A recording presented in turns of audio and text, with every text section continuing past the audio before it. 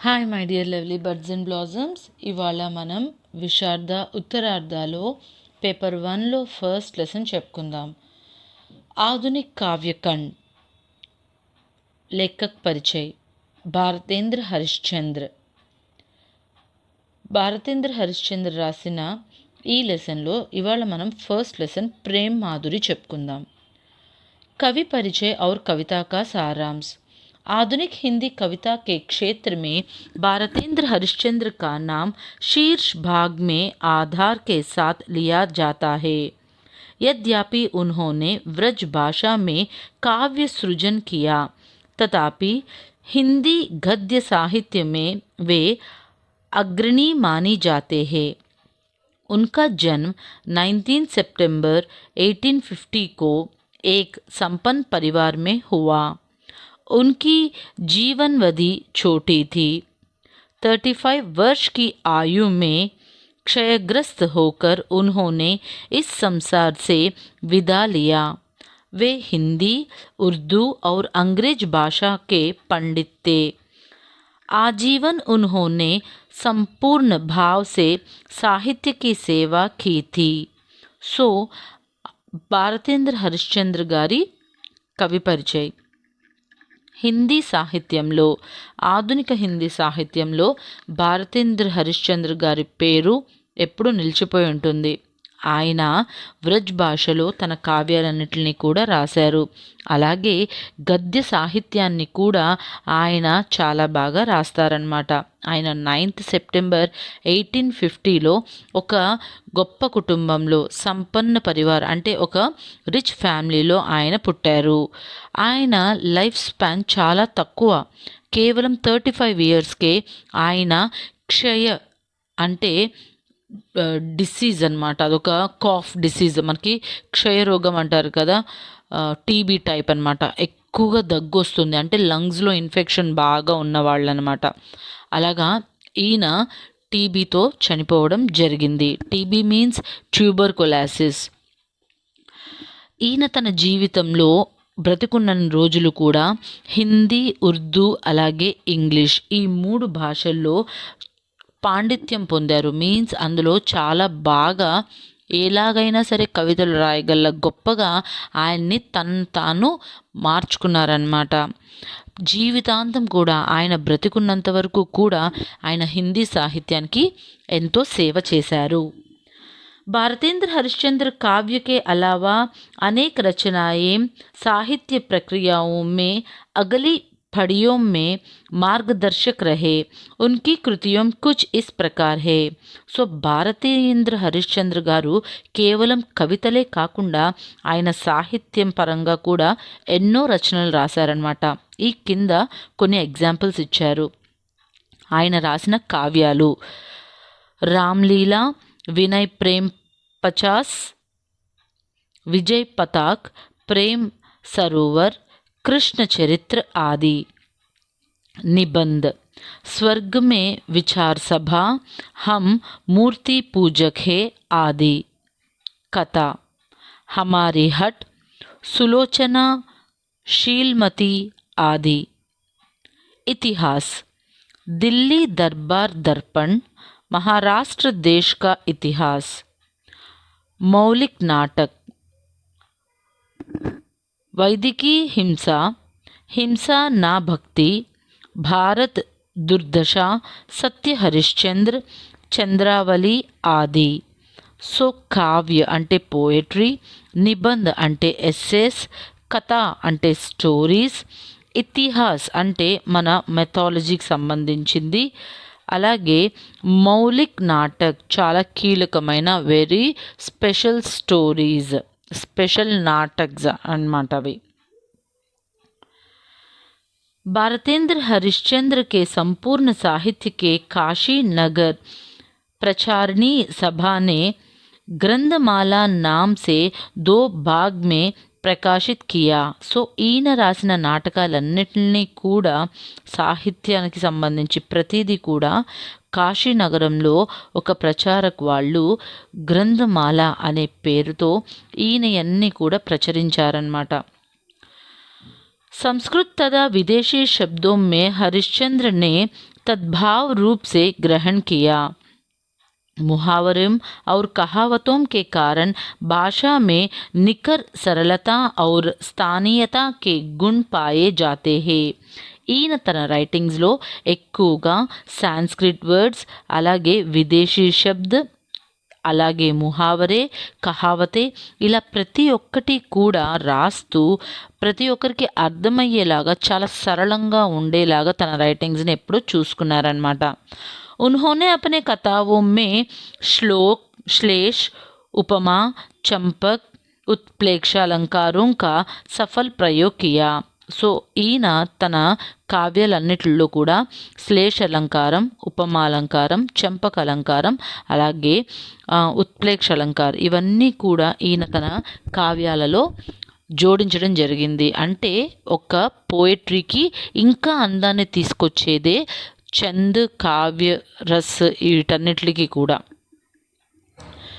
शब्द शक्तियों का उन्होंने बड़ी सहजता से अपनी कृतियों में प्रयोग किया. సో ఈయన తన వర్డ్స్తో తన కవితల్ని ఎంతో మెస్మరైజింగ్గా వినే వాళ్ళకి చాలా అద్భుతంగా ఆకట్టుకునేలాగా తన రైటింగ్స్ అని రాసేవారు. मुक्तकों की रचनाओं, हरिगीतिका, चंपाई, कविता आदि छंदों में की गई थी. काव्य में रस का प्रयोग मर्यादा की सीमा के अंदर है. సో అలాగే మనం పైన అలంకారాల గురించి చెప్పాం కదా, అలాగే ఈయన తన కావ్యాల్లో చక్కగా చందును కూడా యూస్ చేసేవారు. రస్ కూడా ఎంతవరకు యూస్ చేయాలో చక్కగా అంతవరకు యూస్ చేస్తూ దానికి ఒక లిమిట్స్ పెట్టుకొని, ఒక హద్దు అంటారు చూసారా, ఒక హద్దు పెట్టుకొని అది దాటకుండా తన కవితల్ని ఆయన రాస్తూ ఉండేవారు. हरिश्चंद्र की रचनाओं में मुख्य रूप से हम भाषा प्रेम, स्वदेश प्रेम एवं मानव प्रेम में सजीव चित्र देख सकते हैं. సో ఈయన రైటింగ్స్లో ఈయనకి మనుషుల పట్ల, భాష పట్ల, అలాగే దేశం పట్ల ఉన్న ప్రేమ మనకి తెలుస్తుంది. మన కవులందరూ కూడా అంతే. కవి అంటేనే మంచి మనసు కలిగిన వాళ్ళనమాట. వాళ్ళు సహజంగానే ప్రకృతిలో ఇన్స్పైర్ అయ్యి ప్రకృతి వైపు తన కవితల్ని వాళ్ళు రాస్తూ ఉంటారు. ప్రకృతిలో మనం చూసే సీన్ ఒకటి, పోయిట్స్ చూసే సీన్ ఒకటి. వాళ్ళు ఇన్ డెప్త్ ఒక కోమలమైన, ఒక అద్భుతమైన సన్నివేశాలు చూస్తారు. మనం ఏం చూస్తాం, కొండలు, రాళ్ళు, రప్పలు. కానీ వాళ్ళు ఆ కొండల్లో వీచే గాలి యొక్క చల్లదనాన్ని, అలాగే నదిలో పారే నీటి యొక్క వేగాన్ని, దాని యొక్క ఒంపు సొంపులుగా తిరిగే దాని యొక్క స్టైల్ని, అదే పర్వతాలు, మనం జస్ట్ రాళ్ళు రప్పలు చూస్తాం, కానీ ఆ పర్వతాల యొక్క ఎత్తు, ఆ అంచు, ఆ గంభీరత్వం, ఇలా కవులు రాస్తున్నారంటే వాళ్ళు మనసుతో చూస్తారనమాట ఏదైనా. అలాంటి కవులలో హరిశ్చంద్ర కూడా ఒకరు. राष्ट्रीय जागरण के आंदोलन में उन्होंने सक्रिय पात्र का निर्वाह किया. आचार्य रामचंद्र शुक्ल के शब्दों में नवीन धारा के बीच भारतेंद्र की वाणी का सबसे ऊंच स्वर देशभक्ति का था. సో ఈయన తన కవితల ద్వారా కేవలం ఆహ్లాదమైన లేదా స్టోరీసే కాకుండా దేశానికి మేలు కలిగేలాగా స్వతంత్ర సమర యోధులతో పాటు తన కవితల్ని కూడా ఈయన జోడించారనమాట. మనకి ఆచార్య రామచంద్ర శుక్ల్ ఈయన ఏమని చెప్తున్నారు అంటే, మన భారతేంద్ర హరిశ్చంద్ర ఎలాంటి వారు అంటే, ఆయన తన కవితల యొక్క వాణితో, అంటే ఆ స్వరాలతో ఎంతోమంది యొక్క లైఫ్స్ని చేంజ్ అయ్యేలాగా మోటివేట్ చేసి, కొండ అంచు ఎంత ఎత్తుగా ఉంటుందో తన యొక్క దేశభక్తి కూడా అంతే ఎత్తుగా ఉందని చాటి చెప్పిన ఒక గొప్ప కవి భారతేంద్ర హరిశ్చంద్ర అని మన ఆచార్య రామచంద్ర శుక్ల్ చెప్పారనమాట. సో మనం మన స్టోరీ సారాంశైన ప్రేమ్ మాధురిని ఎక్స్ప్లెయిన్ చేసుకుందాం. प्रेम माधुरी कविता में भारतेंद्र हरिश्चंद्र प्रेम की सर्वोत्कृष्ट शक्ति का विवरण देते हैं. गोपियाँ कृष्ण को छोड़कर एक क्षण के लिए भी शांति नहीं रह सकती. कंसवध होते ही कृष्ण मधुर चले गए। गोपियों ने अपने विरह तड़प रहे हैं। कृष्ण उनकी वियोग व्यथा समझते थे, इसलिए उन्होंने मित्र उद्धव को उन्हें ज्ञान का बोध करने के लिए गोकुल भेजा। సో మధురలో శ్రీకృష్ణుడు ఉన్న సమయంలో ఆయనకి గోపికలు గుర్తొచ్చారనమాట. ఈ గోపికల్ని వదిలి మధుర శ్రీకృష్ణుడు ఎందుకు వెళ్ళాల్సి వచ్చింది అంటే, కంసుడిని చంపిన తర్వాత ఆయన తన రేపల్లె ఉంది కదా, ఆ రేపల్లె అది వదిలేసి ఆయన మధుర వెళ్ళడం అనేది జరిగింది. ఇలా మధుర వెళ్ళినప్పుడు ఆ గోపికలందరూ కూడా కృష్ణుణ్ణి వదిలి ఉండాలి అనే ఆలోచనతోనే వాళ్ళు సతమతమైపోయారనమాట. వాళ్ళు క్షణక్షణం ప్రతిక్షణం కృష్ణ కృష్ణ అనుకుంటూ వాళ్ళ జీవితాన్ని గడుపుతున్నారనమాట. ఏ ఒక్కరు కూడా ఏ పని చెయ్యట్లేదు, ఎవరి గురించి ఆలోచించట్లేదు. కేవలం వాళ్ళ మనసులో, వాళ్ళ కళ్ళల్లో, ఎదురు చూపుల్లో ప్రతి చోట కృష్ణుడు తప్ప ఇంకెవ్వరూ లేరన్నమాట. అలాంటి వాళ్ళ పరిస్థితిని అర్థం చేసుకున్న శ్రీకృష్ణుడు మధురలో నుంచి తన బెస్ట్ ఫ్రెండ్ అయిన ఉద్ధవుణ్ణి గోపికల దగ్గరికి వెళ్ళమని రేపల్లె పంపించారనమాట. అక్కడికి వెళ్ళిన ఉద్ధవుడు ఏం మాట్లాడాడో చూద్దాం. जब उद्धव गोपियों के मन में कृष्ण की जगह ब्रह्मांड को स्थापित करने की मंत्रण देते हैं, तब गोपियों उद्धव के बोलेपन पर व्यंग्य करते हुए कहते हैं कि हे उद्धव, यदि हमारे अनेक मन होते हो तो हम एक श्याम सुंदर को देखी, एक योग में लगाती, एक से घर के कामकाज करते, एक से ध्यान करती और लोक लज्जा त्याग कर एक मन से श्याम के प्रेम में తల్లీన్ హో జాతీ థీ. సో వాళ్ళని మార్చాలని చెప్పేసి ఉద్ధవుడు, ఏంటమ్మా మీరు ఇలాగున్నారు, శ్రీకృష్ణుడు ఇక్కడే ఉన్నాడు, చుట్టూతా ఉంటాడు, మీరు మీ పనులు చేసుకోండి, అది ఇది అని చెప్తున్నారు ఉద్ధవ్. అయినా సరే గోపికల మనస్సు ఎంత ఇదిగా కన్నయ్య మీద ప్రభావం పడిపోయింది అంటే, వాళ్ళకి ప్రతి ఒక్క క్షణం, ప్రతి ఒక్క చోటు, రాయి రప్ప, నది, ఆఖరికి ఇసుక, వీటన్నిటిలో కూడా కన్నయ్య తప్ప ఇంకెవ్వరూ కనిపించట్లేదనమాట. అప్పుడు గోపికలు అంటున్నారు, ఓ ఉద్ధవా, నువ్వు చాలా పిచ్చోళ్ళ ఉన్నావు.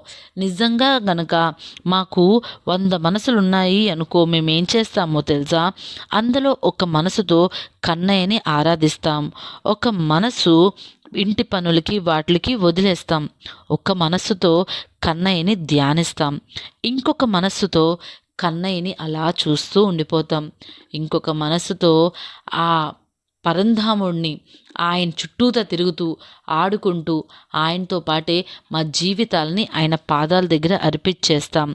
ఇలాగా కన్నయ్యని వాళ్ళు ఎంతగా కోరుకుంటున్నారో, ఎంతగా మిస్ అవుతున్నారో గోపికలు చెప్తున్నారన్నమాట. अब फिर आंखों मुदकर कौन जप करते योगी की साधना करनी चाहिए. हमें विवश है कि हमारे एक ही मन है और उसमें करोड़ कामदेवों को भी मोहित करने वाले मनमोहन कृष्ण के प्रेम का आनंद समाये हुआ है.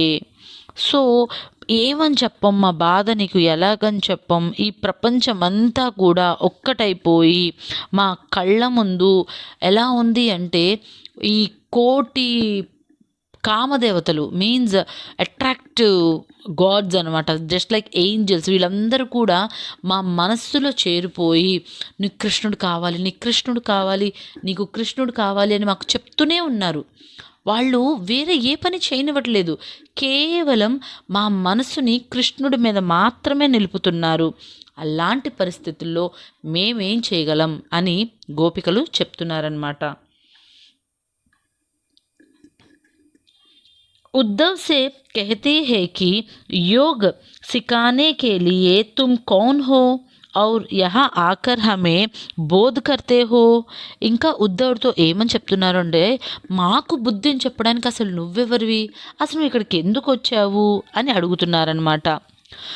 दूसरे पद में गोपिकों उद्धवों से कहते हैं कि हम जानते हैं कि ब्राह्मण सब स्थलों पर विद्यमान होते हैं, किंतु हमारा मन नंदलाला कृष्ण के बिना विलह है।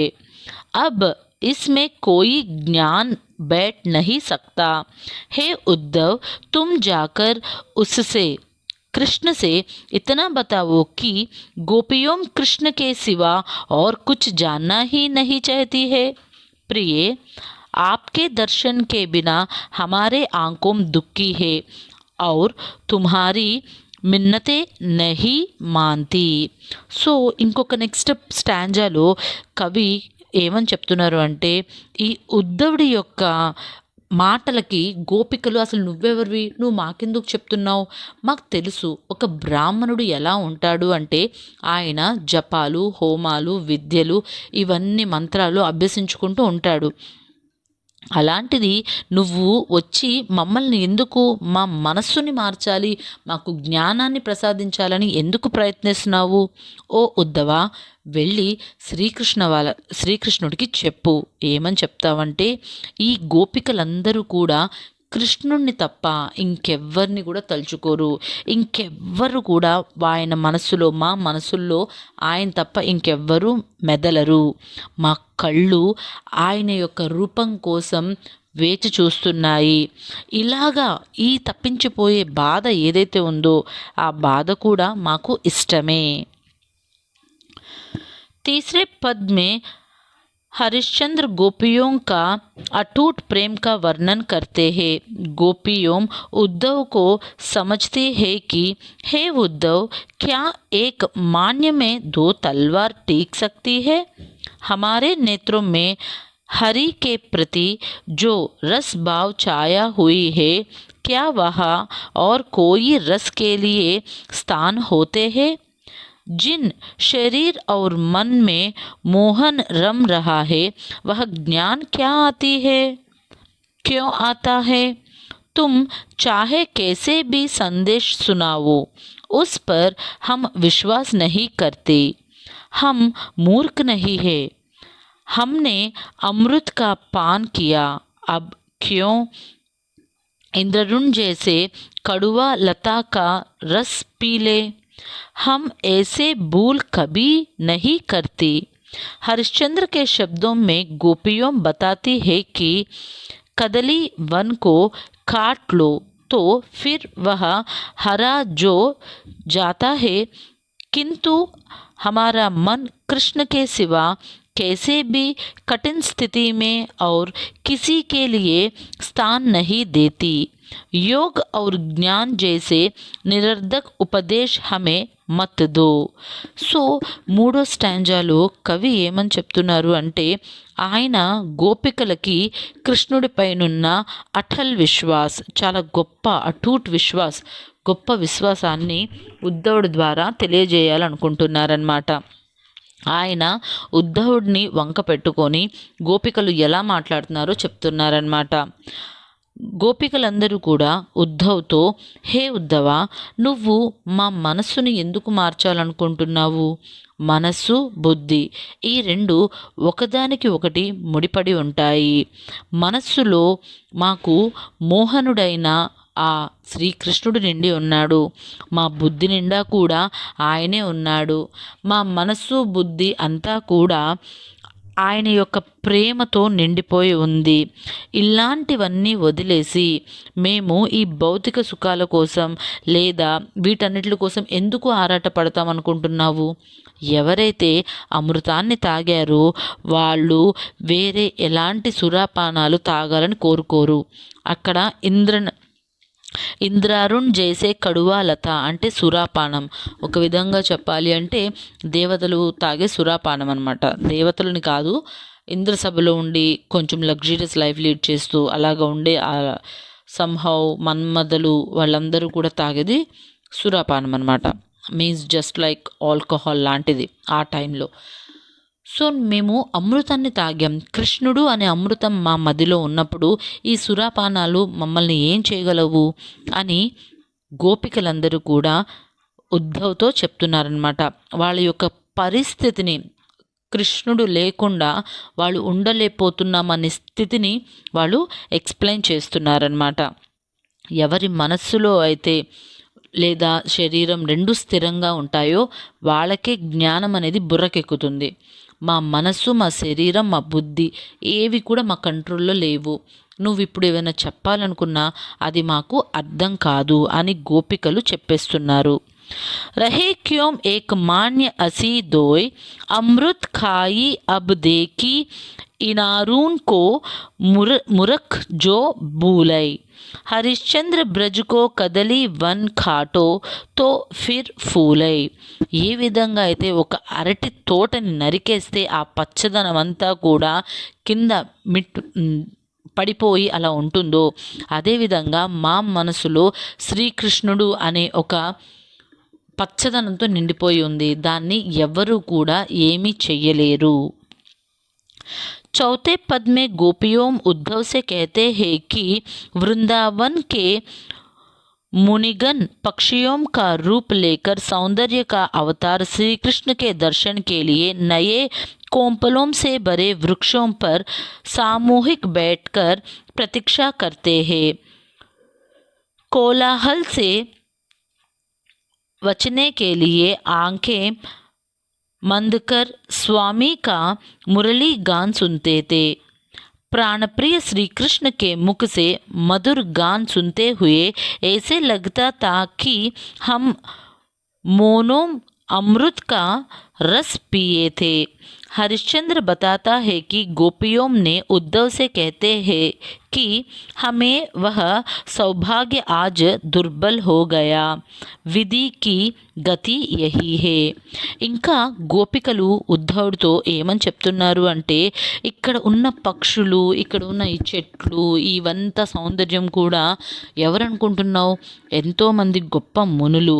వాళ్ళందరూ కూడా మారువేషాలలో వాళ్ళ యొక్క రూపాలని మార్చుకొని వచ్చేసి ఇక్కడ కూర్చొని శ్రీకృష్ణుల యొక్క మురళి గానాన్ని వింటూ వాళ్ళల్లో వాళ్ళు తన్మయత్వం పొందుతూ ఇక్కడ ఇలాగ అయిపోయారు.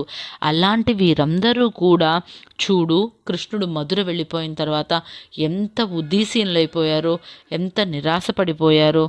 వీళ్ళందరి యొక్క ఆకర్షణ, వీళ్ళందరి యొక్క ప్రాణమంతా కూడా ఆ నల్లనయ్య వెనకాలే వెళ్ళిపోయింది. విధి చాలా బలీయమైనది, ఇది మమ్మల్ని కృష్ణుణ్ణి విడదీసింది అని వాళ్ళ యొక్క బాధను చెప్పుకుంటున్నారు.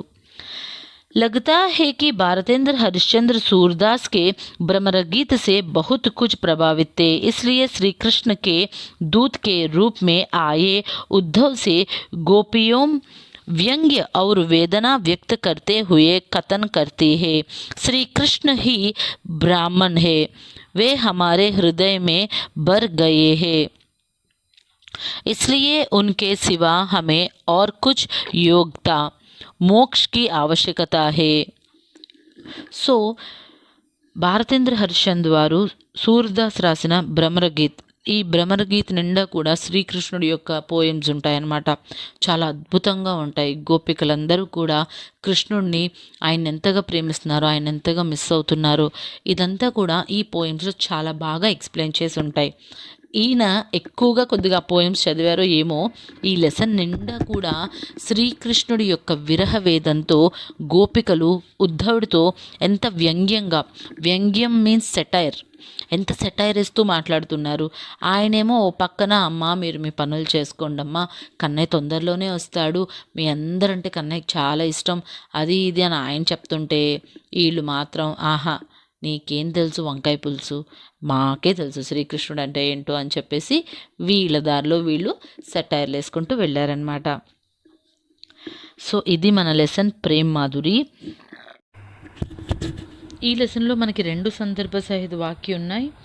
ఫస్ట్ సందర్భ సహిత వాక్య, రహే క్యో ఏక్ మాన్య అసీ దోయ్, జిన్ నైనన్ మే హరి రస్ ఛోయ్, తేహి క్యో భావై కోయ్.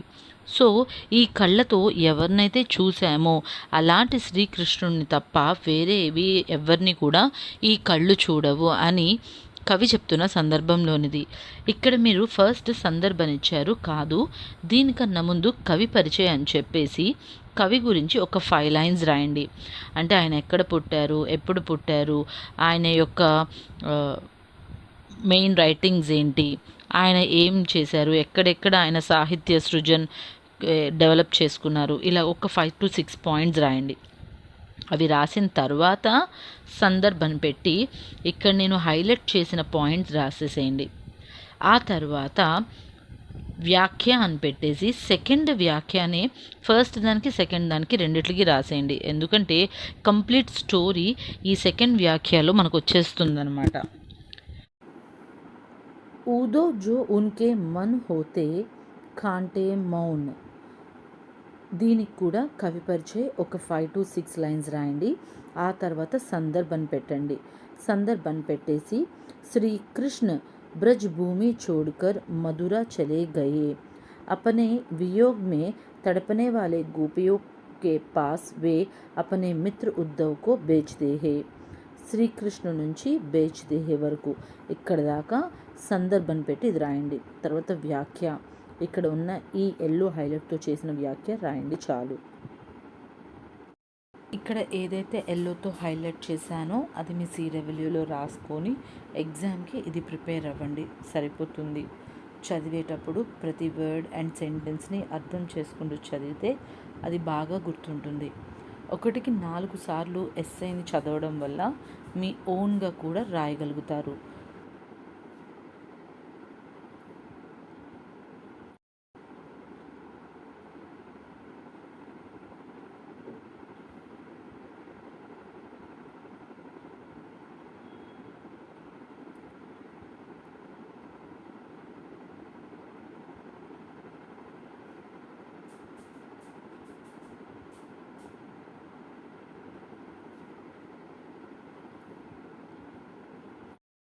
Please like, share and subscribe.